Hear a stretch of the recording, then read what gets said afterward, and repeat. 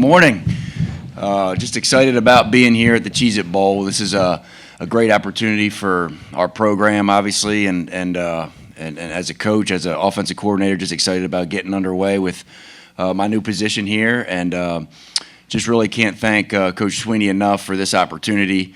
Just to be a part of a program that represents a great culture and great character, and just excited about this opportunity, and obviously excited about this game here in a couple days.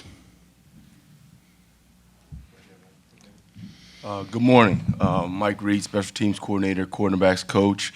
It's an honor, but for me, the standard's the same, it's a different face. Players are the same. We're going to go out and we're going to do what we do. It's a great honor to be in this position.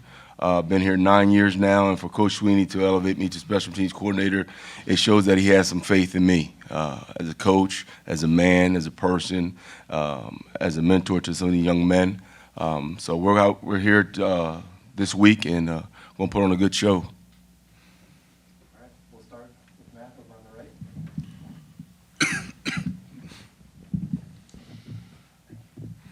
Matt Marshall, Orlando Sentinel. Brandon, talk about the transition. You mentioned that in your opening comments about getting the elevation up to the position. What's this transition been like, and did you have to do anything differently, I guess, this week going into the bowl preparation? Well, first off, the transition's been really good. You have a staff of, first off, great people, know how to work and have been a part of this thing. Hiring from within and promoting from within allows you to keep the camaraderie as an offensive staff. And so, as always, though, when you go into a bowl game and bowl preparation, the week sometimes is up and down as far as the schedule. So you have to get schedules right and be able to be organized with that. And we've done a great job of adjusting to those schedules, and got here a couple days ago and transitioned really well. I'm just really proud of the staff first off, and then also the team and how they've approached this game and how they have put the work in. And just excited about working with these young men and excited about working with this staff. We'll stay on the right. We'll have David in front of us. David Ho, TigerNet.com. When you look at Coach Haycock's defense, that odd stack, what do you see on film? And then do they remind you of anybody that you've played over the past couple of years with that look? Yeah, first off, it's a great defense. It's that three safety defense that they do a lot of things, and they do a lot of disguising, and they play very, very well together. They got a veteran group of guys on the defensive side of the ball, and they obviously know what they're doing. So first and foremost, they're a really good defense, and they got the veteran players that have the experience, and so they complement each other, and it's very obvious they play hard. They do really good job at tackling and getting guys on the ground, and so it's going to be a good challenge for our guys. Now, this defense, is somewhat of a newer defense. A couple years ago, maybe 4 or 5 years ago, is when I know our defensive staff actually clinicked with them, and we put in some things that they taught us. And so this defense has been around for a little bit, but it is on the newer side. And so you just got a game plan specific to what you said. That 3 down, that stack look, and that 3 safety look, and just be able to find ways and find holes, because it looks like there's some holes pre-snap, and then post-snap they're moving, and so we just have to do a great job of our post-snap recognition, and our guys have done a great job this week of that preparation. Brandon, Todd Shaughnessy from the Spartanburg Herald-Journal. The new coordinators are going to be under a lot of scrutiny, of course. How much pressure do you feel to kind of show that it was the right move right away?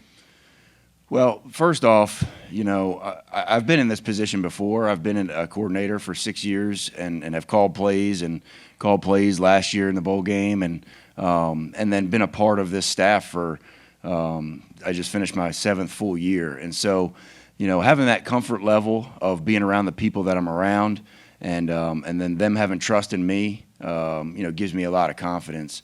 So, I think I just got to do the best I possibly can, and that's working alongside with this great staff that we have. And man, I'm just excited about attacking the opportunity. We're gonna go in the back right.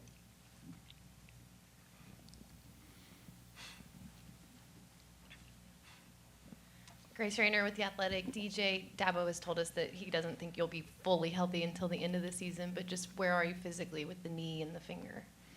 I feel like right now I'm healthy, but yeah, of course I won't be like completely healthy, but I'll be perfectly fine to go out there and play a game to my full abilities. So eventually in the off season I'll get more healthier and get 100%, but right now I feel perfectly fine.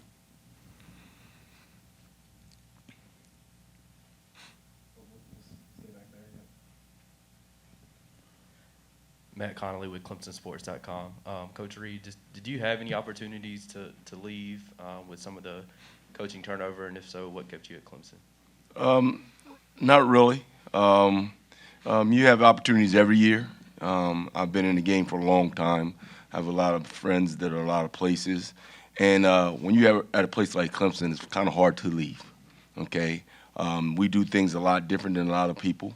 A lot of people just base their program solely on winning and not developing.